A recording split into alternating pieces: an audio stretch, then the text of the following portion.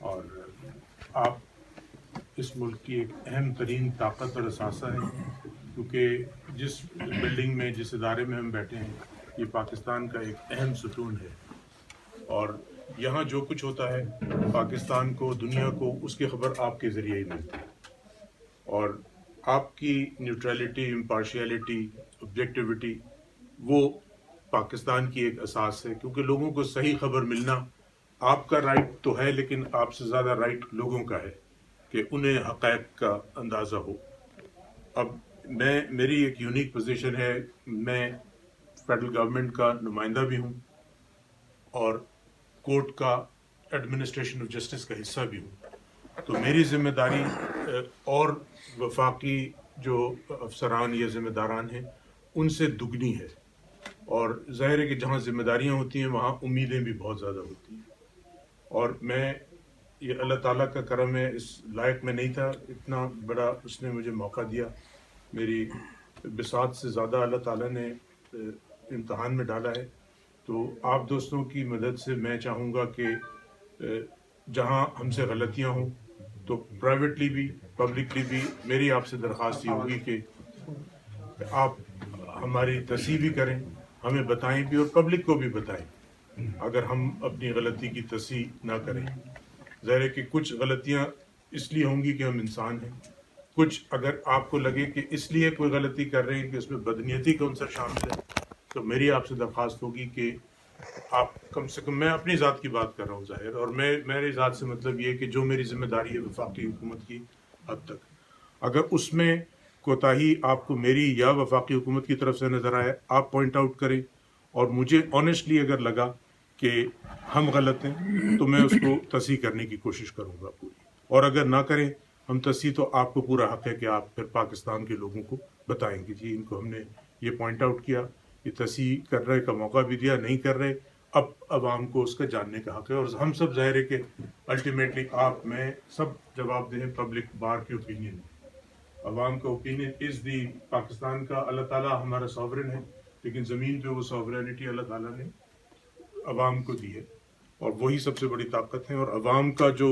امنگوں کا مظہر ہے وہ ہمارا آئین ہے، اس کی بالادستی، قانون کی بالادستی، یہ ہمارا بینچ مارک ہے، اگر اس پہ پورے نہیں اتر سکے تو ہماری ناکامی ہے، اور اس کو پوائنٹ آؤٹ کرنے کے لیے اللہ تعالیٰ نے ذمہ داری آپ کو سونپی ہے، تو ہم اپنی ذمہ داری پوری کوشش کریں گے کر سکیں، آپ بھی ہماری اس میں مدد کیجیے۔ جہاں تک آپ لوگوں کے ذاتی مسائل کا، وہ میں صدر صاحب کے ساتھ بیٹھ کے جو میری بساط ہے اس کے مطابق جو میں کوشش کر سکوں گا، آپ کی، میرے دفتر آپ کی مدد کے لیے حاضر ہے، اور خوش قسمتی سے میں ایک ایسے وقت پہ آیا ہوں، میں اسے خوش قسمتی کہتا ہوں کہ اللہ تعالیٰ جب امتحان میں ڈالتا ہے تو ہی پھر کچھ اس کا اپنا نظام ہے، اور اچھے وقت میں تو سبھی آ جاتے ہیں، ذرا مشکل وقت ہو تو اس کا مطلب یہ ہے کہ اللہ تعالیٰ آپ کا امتحان لے رہے ہیں، اور آپ اس امتحان میں پورے اترے تو یہی ہماری بندگی کا مقصد ہے۔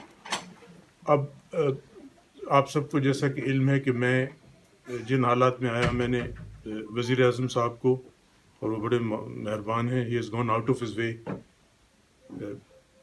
تو میں نے ان کو بڑا کلیئر بتایا تھا کہ ایک بہت بڑا کیس چل رہا ہے، ریفرنس جو ہماری عدلیہ سے متعلق ہے، اس کی اہمیت کا صرف آپ سب کو بھی بہت اچھی طرح اندازہ ہے، تو میں نے محترم وزیر اعظم کو پہلے سے یہ بتایا تھا کہ میری پوزیشن کانفلکٹنگ ہے، تو اس کیس میں مدد نہیں کر سکوں گا، اور میں آنیسٹلی بتاؤں کہ جب میں نے یہ سوچا کہ جب میں وزیر اعظم کو وہ بتاؤں گا تو وہ کہیں گے تھینک یو فار کمنگ، اور میں بھی، میری جان چھٹ جائے گی کہ ظاہر ہے کہ میں یہ ایک عہدہ ایسا ہے کہ آپ عزت کے لیے آتے ہیں، ہم سب اپنی اپنی اوقات سے زیادہ اللہ تعالیٰ مہربان ہے پریکٹس کر رہے تھے، آپ سب دیکھتے ہیں کہ یہاں بڑے اچھے اچھے وکیل ہیں، تو اللہ تعالیٰ مجھ پہ بھی مہربان تھا کہ میری کیپیسٹی اور اوقات سے زیادہ دے رہا تھا، لیکن یہ ایک عزت کی پوزیشن ہے، اور خاص طور پہ میرا کوئی وزیر اعظم صاحب سے تعلق نہیں تھا، انٹریکشن نہیں تھا، انہوں نے پھر بھی اس چیز کے لیے سلیکٹ کیا، تو میں یہ سمجھ رہا تھا کہ جیسے ہی میں ان کو بتاؤں گا کہ میری پوزیشن کانفلکٹنگ ہے، وہ کہیں گے اچھا جی بہت شکریہ، آپ، it was a pleasure to meet you, جی ٹھیک ہے، نو پرابلم، آپ ہم نے آپ کو اس کیس کے لیے کہا بھی نہیں ہے، میری کنسرن وزیر اعظم صاحب نے یہ کہا کہ اہم ترین کیسز ہیں جس میں ریونیو کے کیسز ہیں اور کیسز ہیں جس میں کانسٹیٹیوشنل ایشوز ہیں، ہمیں اس میں آپ کی معاونت چاہیے.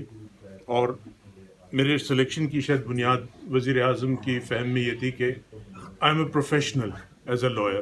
میری ذاتی طور پہ میری کوئی پولیٹیکل افیلیشن نہیں ہے. ظاہر ہے میرے والد صاحب، میری والدہ مرحوم، ان کا ایک سیاسی بیک گراؤنڈ ہے.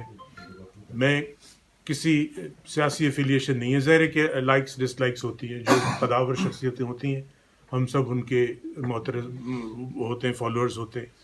اور لیکن میرا پرسنل کوئی پولیٹیکل افیلیشن نہیں تھا. تو اینڈ آئی ٹرائیڈ کہ میں ساری زندگی ایز اے پروفیشنل اپنا ایک آنیسٹ پروفیشنل کا امیج بلڈ کروں. اور شاید وزیر اعظم صاحب نے جو مجھے بتایا یہی اس اپوائنٹمنٹ کی بنیاد بنی.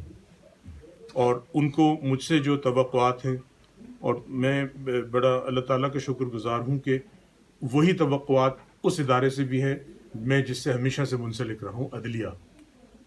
ہمارے جج صاحبان بہت شفیق ہیں، بہت عزت دیتے ہیں، اور پھر اس عزت کا لاج رکھنا بھی میری ذمہ داری ہے، کیونکہ صرف عزت جو ہے وہی واحد چیز ہے جو آنی جانی نہیں ہے، باقی سب تو آنی جانی چیزیں.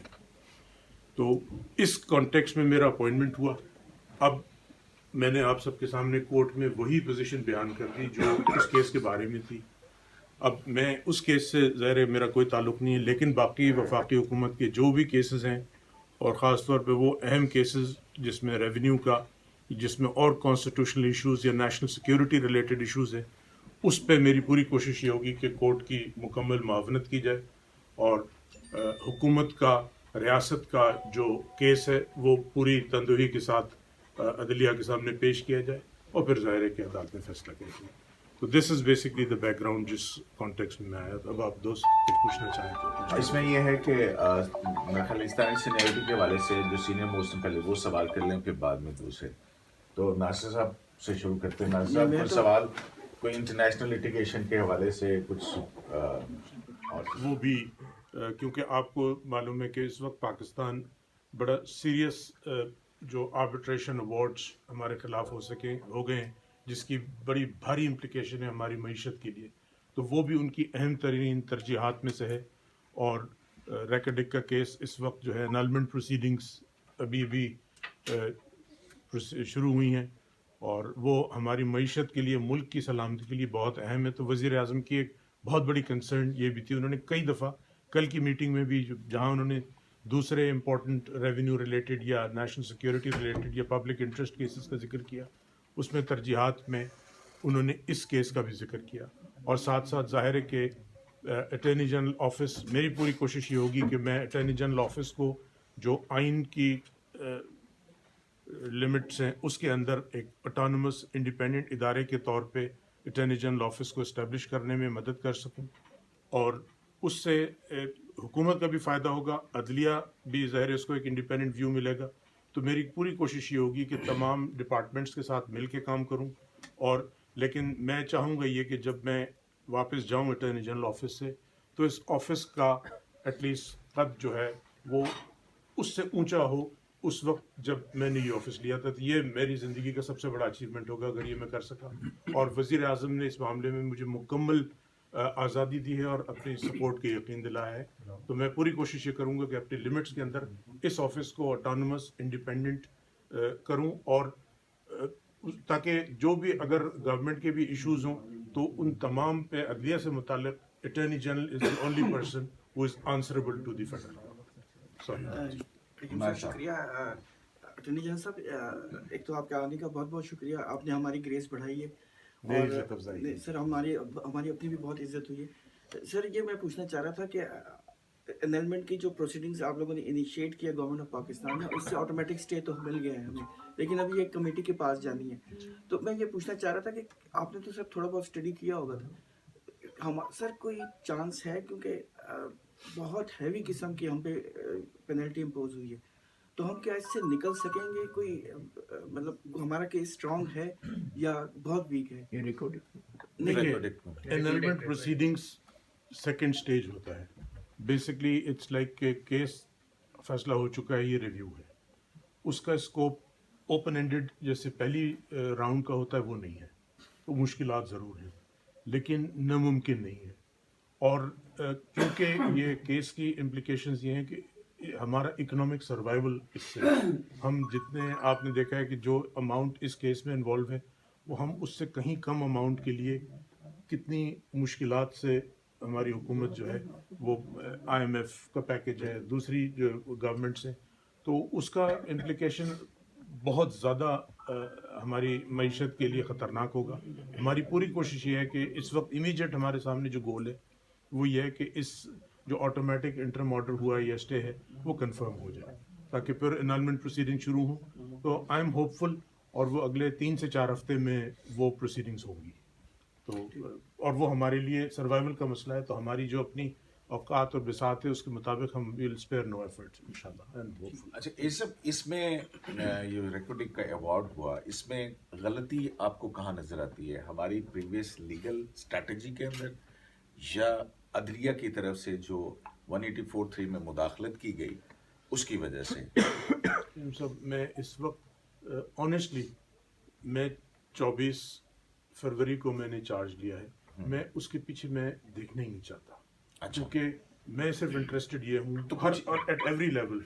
اب میں اگر اس کی ہسٹری میں ظاہر ہے کہ میں بھی وکیل ہوں, میں اس کا ایک بیک گراؤنڈ سپریم کورٹ کا ججمنٹ تھا, ہم نے سب نے پڑھا ہے, لیکن اس وقت آبجیکٹیو جو ہے وہ یہ ہے کہ جی جو آگے کرائسس ہے اسے کس طرح اوائڈ کیا جائے, اور وجہ کچھ بھی ہو اب وہ کرائسس آ گئی ہے, اور ہم اگر اس کی وجہ بتائیں گے تو وہ ٹریبیونل یا کمیٹی جو ہے وہ اس کے لیے ناکافی ہے. تو میرا اس وقت تمام فوکس اس پہ ہے کہ کیوں ہوا نہیں, جو ہوا اس سے کیسے اوائڈ کرنا ہے, ڈیمیج کنٹرول. آپ کی ایفیلیشنز رہی ہیں, آپ کی ماشاءاللہ سے فیملی بھی بڑی پولیٹیکل ہے, پروفیسر اندی خان صاحب کا بڑا نام ہے, اور ان کے اور آپ کی فیملی کی جو پاکستان پیپلز پارٹی کے ساتھ جو ایک کمٹمنٹ رہی ہے, اس کانٹیکسٹ میں ایک بہت امپورٹنٹ کیس سپریم کورٹ میں ابھی جو ہے وہ پینڈنگ ہے, اور وہ ہے former prime minister Zulfiqar Ali Bhutto کی سزائے موت کے حوالے سے ایک ایڈوائزری جورسڈکشن انووک کی گئی تھی صدر پاکستان کی طرف سے.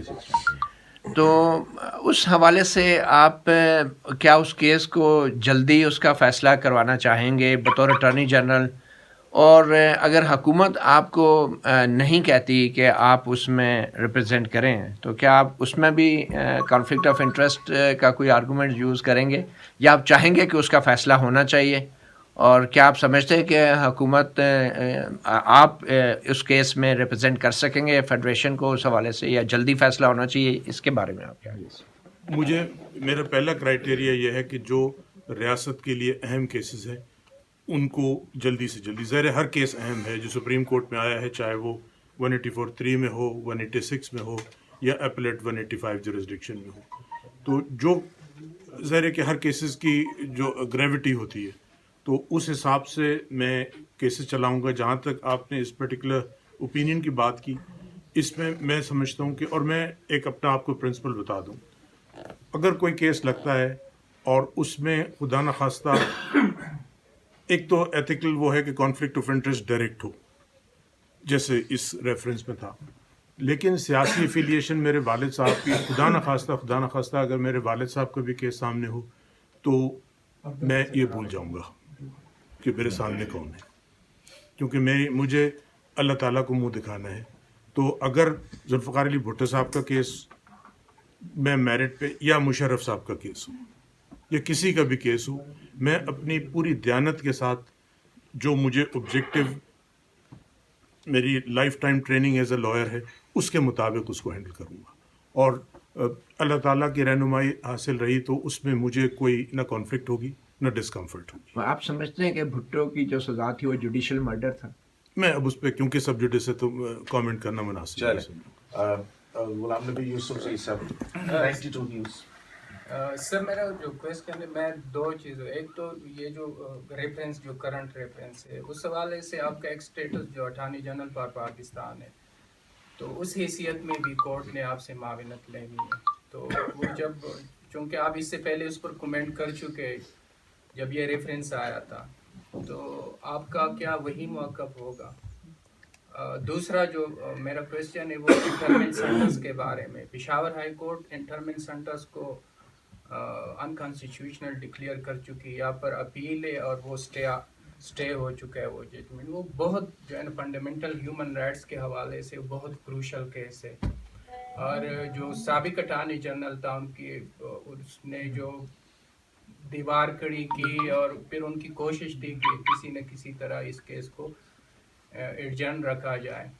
तो आपकी क्या कोशिश होगी कि उसको वो केस जो है ना उसको भी पूरी तौर पर जो है ना उस ज़ेर समात ला कर उसका फ़ैसला हो जाए, ताकि वंस फॉर ऑल ये जो पैरेलल जुडिशल सिस्टम इस्टेब्लिश हो गया है और एक इस तरह के चीज़ें जहाँ पर पाकिस्तान की जो कॉन्स्टिट्यूशनल कोर्ट्स है उनका कोई जुरिस्डिक्शन है ही नहीं, लोगों को रखा जाता है 8-9 10 साल लोग पड़े हुए, ना उनके फैसले होते हैं, ना उनको बताया जाता है कि जो है ना जो हालात है वहाँ पर। तो आपकी क्या कोशिश होगी कि उस केस का जो है ना पूरी फैसला हो जाए, या आप भी चाहेंगे कि बस ये इल्तिवा में रहें? इसी से मुतालिक आपका भी सवाल? अच्छा, मैं अगर आपके सेकंड जो क्वेश्चन उसका पहले एक चीज़ याद रखें कि जो सब जुडिस मामलात हैं उनके ऊपर कोई कमेंट जो है तो मुकदमा वाले केसेस की सवाल करेंगे ना, हमारे तो सब मैटर ही सब जुडिस रहेंगे। देखिए, जहाँ तक केस पेंडेंसी ऑफ केसेस का ताल्लुक है तो मेरी ज़ाती ख्वाहिश ये कि कोई भी केस लंबा करने या दबाने का फ़ायदा नहीं है। जो भी फैसला होना है, फैसला तो सुप्रीम कोर्ट ने करना है या हाई कोर्ट्स ने करना है, हमें तो सिर्फ असिस्ट करना है। तो मेरी ज़ाती राय है कि कोई केस ड्रैग करने में मैं बिल्कुल इंटरेस्टेड नहीं हूँ। ये तो हो सकता है कि तैयारी में के लिए मैं वक्त अगर ज़रूरत हो किसी केस में तो वो मैं तैयारी के लिए वक्त ले लूँ, लेकिन मैं किसी केस को लंबा नहीं करना चाहूँगा। दूसरी चीज़ जो आपने ये एड इन सिविल पावर वाला केस का, ये बहुत अहम केस है और मेरी ख्वाहिश भी है ये, और वो मैंने जो लिस्ट बनाई है केसेस की जो मैं चाहता हूँ कि जल्द से जल्द लगें और फैसला हो, ये उस केस में शामिल है। और ज़ाहिर है कि जहाँ फंडामेंटल राइट्स का, लोगों की आज़ादी का ताल्लुक है, वो इंतहाई अहम है। जो नेशनल सिक्योरिटी इंटरेस्ट हैं वो भी इंतहाई अहम है, और बैलेंसिंग दोनों की, ज़ाहिर है कि यही वकील का काम है, हर केस में बैलेंसिंग करना। प्रिजम्पशन विल ऑलवेज बी कि जी फंडामेंटल राइट्स जो हैं उनकी वायलेशन ना हो, लेकिन उसमें जो लिमिट्स भी हैं वो कानून के मुताबिक हों। That's number one. जो दूसरा आपने रेफरेंस की बात की थी, रेफरेंस में क्योंकि मैंने ये कोर्ट में भी अर्ज़ किया कि कॉन्फ्लिक्ट ऑफ इंटरेस्ट है, तो मैं उस पर मज़ीद कमेंट नहीं करना चाहूँगा। सुप्रीम कोर्ट ने जो मुझे फरमाया कि आप उस केस पे देखिए, तो मैं उस केस से ऐसा नहीं कि बिल्कुल गाफिल हो जाऊँगा। और अटॉर्नी जनरल जो है, मैंने ये बात बड़ी क्लियर कर दी थी कि मैं चाहूँगा कि इसमें वफाकी हुकूमत की नुमाइंदगी जहाँ से भी हो, वो उनको भी उतनी ही आज़ादी के साथ अपना केस प्रेजेंट करने का मौका मिले जितना पिटिशनर्स को मिला है। और मैं उसके रास्ते में बिल्कुल ये गुमान भी ना हो कि मैं उसके रास्ते में हूँ, क्योंकि ज़ाहिर है कि गवर्नमेंट ने एक रेफरेंस फाइल किया है तो उनको पूरा हक है। जो कोर्ट को मैं उस प्रोसीडिंग्स में नज़र इस हद तक रखूँगा कि गवर्नमेंट का जो बयानिया हो उसमें सिर्फ एक चीज़ नहीं होनी चाहिए, वो है अदलिया के बारे में, सुप्रीम कोर्ट के बारे में कोई ऐसा कमेंट कि जिससे अदलिया की आज़ादी पे कोई भी कदगन लगे। दूसरा, मेरे specific instructions attorney general office को हैं कि जी पिटिशनर उसमें जो वो भी एक मोहतरम सुप्रीम कोर्ट के जज हैं, तो उनकी इज्जत का भी उतना ही ख्याल रखा जाए। ज़ाहिर है कि जो एक कॉन्स्टिट्यूशनल प्रोसीजर है उसके मुताबिक गवर्नमेंट ने एक रेफरेंस फाइल किया है, लेकिन अदलिया बहैसियत इदारा और जज साहिबान इनफरादी हैसियत में बमे पिटिशनर जज साहब, उनकी इज़्ज़त और तकरीम सब पे लाजिम है। तो उस केस पे इस हद तक मेरी नज़र ज़रूर होगी, लेकिन मेरिट्स पे मैं बिल्कुल नहीं कोई बात करना चाहूँगा, और सब आपके सामने केस चलेंगे। जी राशिद साहब, ARY news. Welcome sir. First of all आपकी अभी रिजल्ट इतनी हो गई है कि आपको देखते ही एनडी खान साहब याद आते हैं और दोनों ने माशाल्लाह अपनी अपनी फील्ड में बड़ा मुकाम हासिल किया।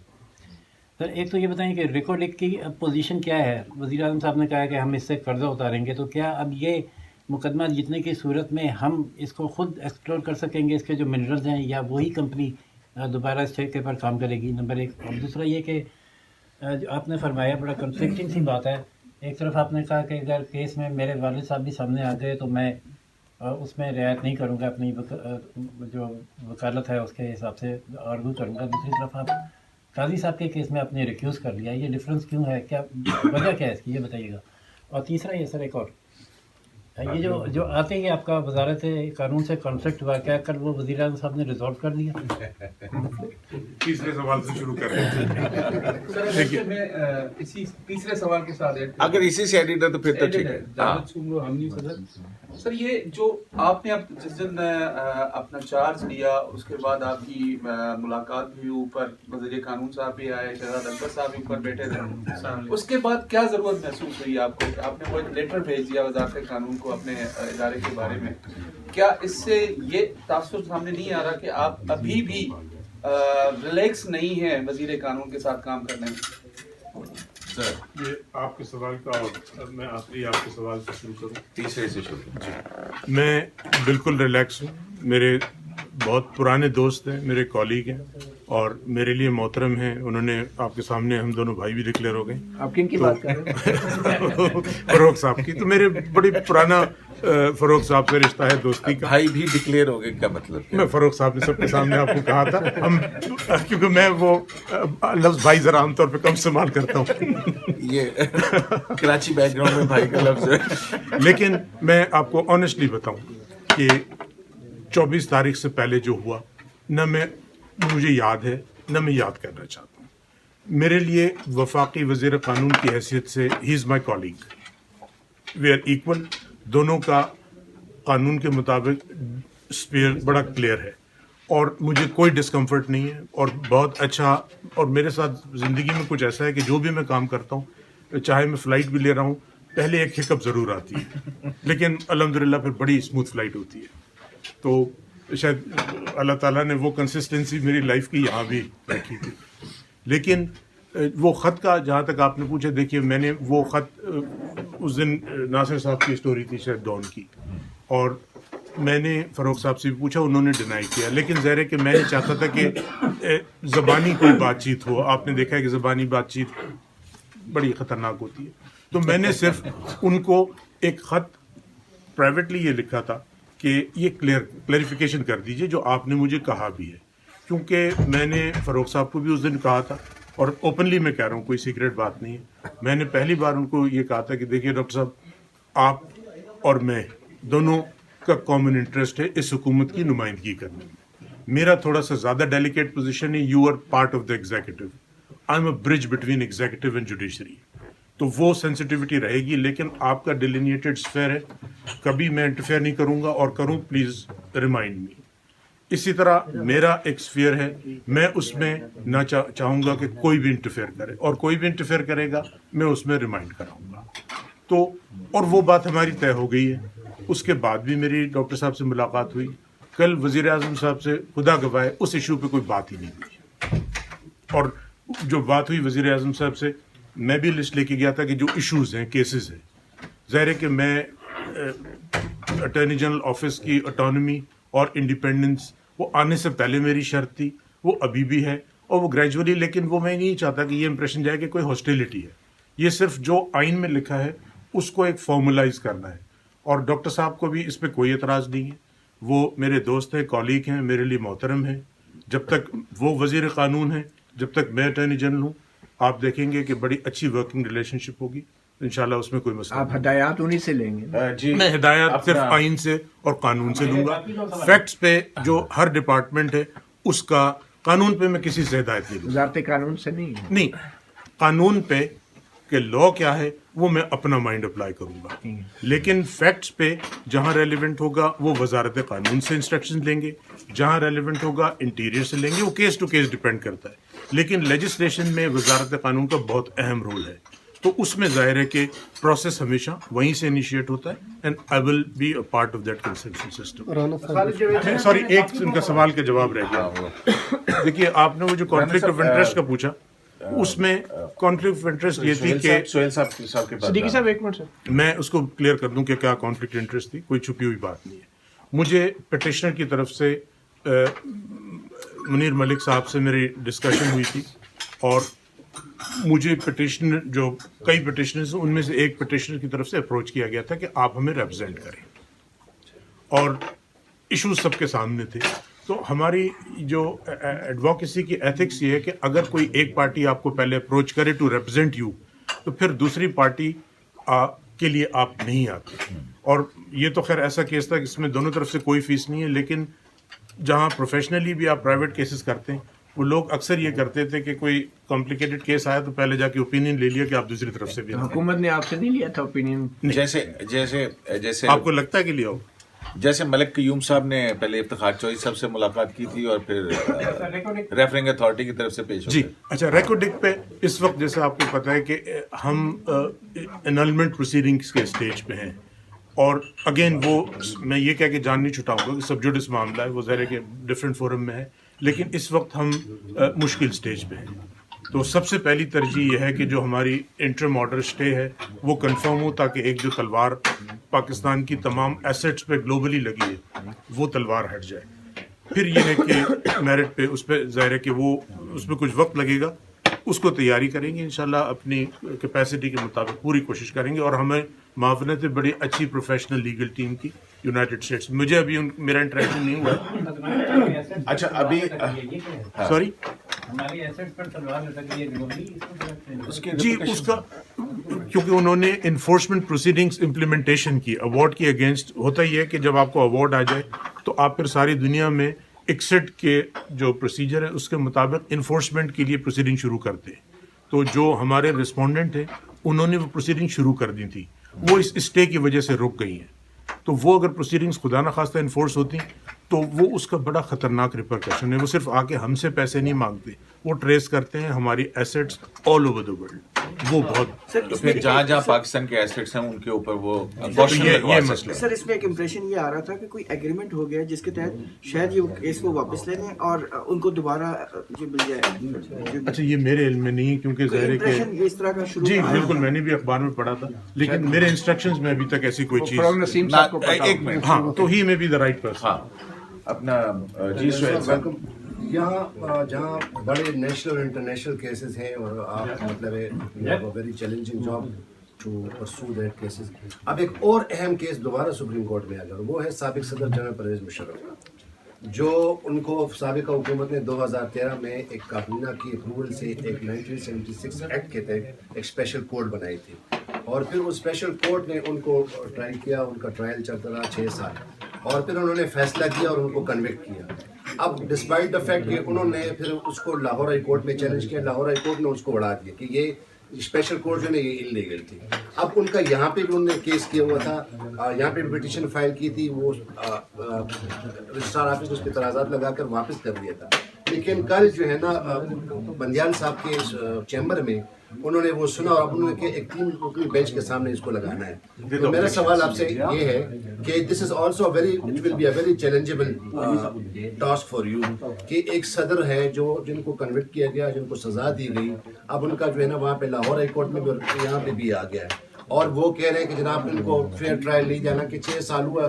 ہم سب کو پتہ ہے, میڈیا نے اس کو بڑا رپورٹ کیا ہے, ان کو باقاعدہ ٹائم دیا گیا تھا, لیکن اس کے باوجود 3-4 دفعہ وہ سرنڈر بھی ہو گئے تھے. اب یہ کیس جو ہے آ گیا سپریم کورٹ میں, اس پہ ایز اے اٹارنی جنرل, کیونکہ because your job is to bring between the government and the bench, دونوں کو آپ نے کرنا ہے, تو اس میں آپ کی کیا اسٹریٹجی ہوگی اس حوالے سے اس کیس کو پرسو؟ اور اس پہ جنرل صاحب کمنٹ کر چکے ہیں, جنرل صاحب فوج کے ترجمان بھی اس پہ کمنٹ کر چکے ہیں.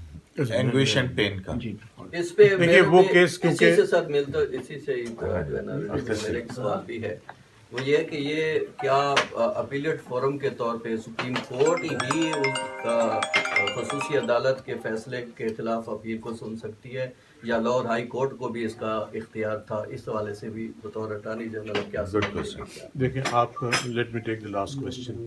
جو کل بندیال صاحب نے آرڈر کیا ہے کہ فل کورٹ میں ود آبجیکشن رکھیں, دا کیسز اباؤٹ اسی کے بارے میں, اور کیونکہ یہ دونوں کیسز سب جوڈس ہیں تو میں اس پہ کامنٹ نہیں کروں گا.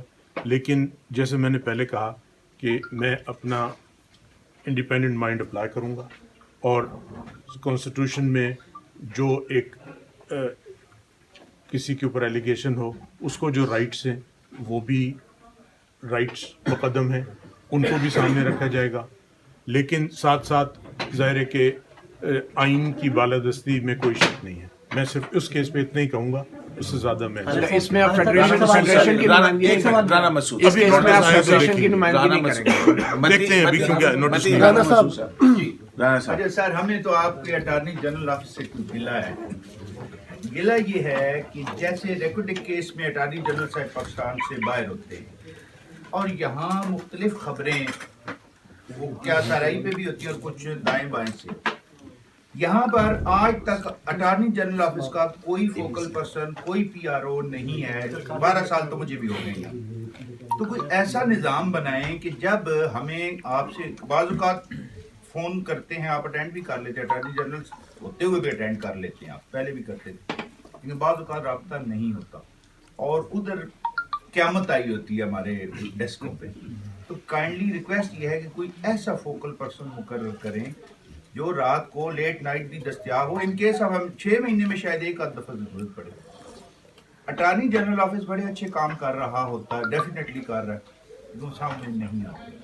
इस हवाले से हम सजेशन दे रहे हैं। बिल्कुल एक आपके सजेशन ये भी है कि इंटरनेशनल लिटिगेशन के हवाले से अपडेट्स जी खास तौर पे मैं यही कहने लगा था कि लोकल जो केसेस हैं उस पर तो आप खुद क्योंकि मौजूद होते हैं तो वो शायद इतना बड़ा इशू नहीं है, लेकिन ये केस ऐसा है कि it's not only about government, it's about Pakistan. तो उसमें मैं आपसे I am committing to you कि मैं एक तो पूरी कोशिश करूंगा, आप भी अगर कोई फोकल पर्सन कर दें तो हम मौजूद हैं, प्रेसिडेंट साहब हैं, फोकल पर्सन व्हाट्सएप हो जाएगा, आप अपना PRO बना दें। अच्छा, लेकिन मैं खास तौर पे उस केस के बारे में क्योंकि आपसे बात की थी जी जी बिल्कुल नहीं बिल्कुल सही। व्हाट्सएप ग्रुप हो जाए तो सबको वकार सेठ के खिलाफ रेफरेंस दायर करने का ऐलान किया था, तो उस पे आपका स्टैंड क्या होगा बतौर अटॉर्नी जनरल? क्या सवाल है? जस्टिस वकार सेठ के खिलाफ रेफरेंस दायर करने का ऐलान किया था हुकूमत ने, उस पे आपका स्टेटस क्या होगा उस रेफरेंस के हवाले से? देखिए अभी तक मेरी इल्म में नहीं है कि ऐसा कोई गवर्नमेंट ने फाइल किया है, और अगर आएगा तो यकीनन वो अटॉर्नी जनरल ऑफिस में आएगा पहले, तो उसके बगैर नहीं हो सकता है। तो अगर आया तो मैं उस पर अगेन मैंने कुछ प्रिंसिपल्स आपको जो बताए हैं वो वही अप्लाई मतलब फरोग नसीम साहब डायरेक्ट नहीं दायर कर सकेंगे पहले लॉ मिनिस्ट्री डायरेक्ट उन्होंने पहले भी डायरेक्ट नहीं दायर किया। सर बतौर कानूनदान आप क्या समझते हैं कि रेफरेंस बनता है वकार सेठ के वो खिलाफ? देखिए मुनासिब नहीं होगा क्योंकि मैं एक जिम्मेदार पोजीशन पे हूँ, तो आई शुड नॉट स्पेकुलेट। कोई चीज़ आएगी तो उसको इंडिपेंडेंट मेरिट पे एग्जामिन करें। इस किस्म के जो मुकदमात हैं या इस किस्म के जो इश्यूज होते हैं, इसमें कुछ ऐसे इदारे भी इन्वॉल्व हो जाते हैं जो किसी को भनक नहीं लगने देते हैं। अब जैसे चीफ ऑफ आर्मी स्टाफ वाला केस हुआ यहाँ पे, तो हमने बहुत से लोगों को यहाँ देखा, इवन AG ऑफिस को भी अंदाजा नहीं होता था क्या दाखिल हो रहा है क्या नहीं दाखिल हो रहा, बाद में उनको पता लगता था। तो इस किस्म की जो मुदाखलत है, इस पर आप क्या कहेंगे? देखिए मैं उस पर किसी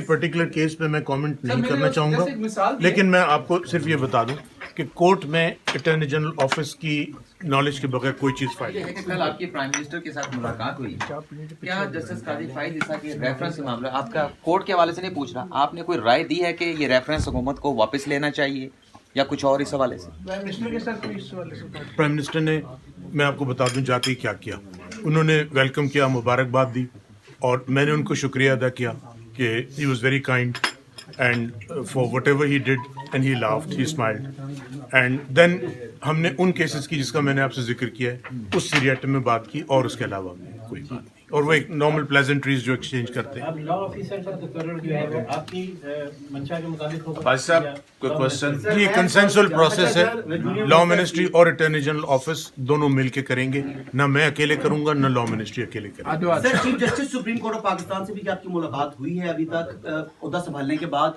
और अगर मुलाकात हुई है तो आपकी तैनाती के हवाले से उनके क्या तासुरात थे, और बाकी दीगर जजेस जो है वो क्या समझ रहे हैं कि जो पहले ही उनको ऑफेंड किया गया है समहाउ इरादी तौर पर या गैर इरादी तौर के ऊपर जस्टिस काजी फाइजा केस में, तो कोई आपको इस टाइम उनके अंदर को गुस्सा महसूस हुआ जो इल्ज़ामात आयद हुए हैं मोअज़्ज़ज़ जजेस के ऊपर? देखिए मैं इस, जैसे मैंने आपको कहा, इस इदारे का हिस्सा हूँ, तो हर कमरा मेरा अपना कमरा है, कुछ में इजाज़त के साथ दाखिल हो सकते हैं, कुछ में आई कैन वॉक इन, तो यही है सिचुएशन। अच्छा सर, एक चीज़ ये बताएं कि आप बतौर अटॉर्नी जनरल आपने जस्टिस फाइज ईसा केस पे खुद कहा है कि आप नज़र रखेंगे एक स्पेसिफिक लिमिट तक। अब अनवर मंसूर साहब ने जो जवाबात जमा करवाए थे उसमें जो लैंग्वेज यूज़ की गई जस्टिस फाइज ईसा साहब के लिए, जो अल्फाज इस्तेमाल हुए उनकी वाइफ के लिए जो जिस किस्म की लैंग्वेज यूज़ की गई, तो वो जवाबात एज इट इज़ केस में रहेंगे या आप उन्हें वापस लेने के लिए कोई एप्लीकेशन देंगे? कम से कम वो लैंग्वेज उसमें से एलिमिनेट की जाए। देखिए केस की क्योंकि मेरिट पे मैं अपने आप को उससे अलग कर चुका हूँ, तो मैं उस पर कमेंट भी नहीं करूँगा और उसके बारे में मैं कोई राय भी नहीं दूंगा। लेकिन आपने कहा था इंडिया के ऊपर मैंने कहा कि ये उनकी वाइफ के बारे में कहा कि इंटरनेशनल लेवल की जो प्रोसीडिंग्स होंगी मैंने उसके बारे में कहा था, लेकिन अब क्योंकि मैं अलहदा कर चुका हूँ अपने आप को, तो ये मुनासिब नहीं होगा कि मैं उसको रिवर्स में जाके कहूँ। मैं फेडरल गवर्नमेंट अगर मुझसे पूछेगी तो ज़ाहिर है कि विद इन दैट लिमिट एक जो मैंने कॉन्फ्लिक्ट की बताई है मैं ज़रूर राय दूंगा, लेकिन मैं ये मुनासिब नहीं होगा कि मैं उनको राय दूं कि आप अपनी प्लीडिंग्स में ये करें या अच्छा वज़ीर कानून बतौर वकील पेश हो सकते हैं उसके? वो तो मेरे ख्याल में कोर्ट ने फरूख साहब ने उस दिन आपके सामने कैमरे बंद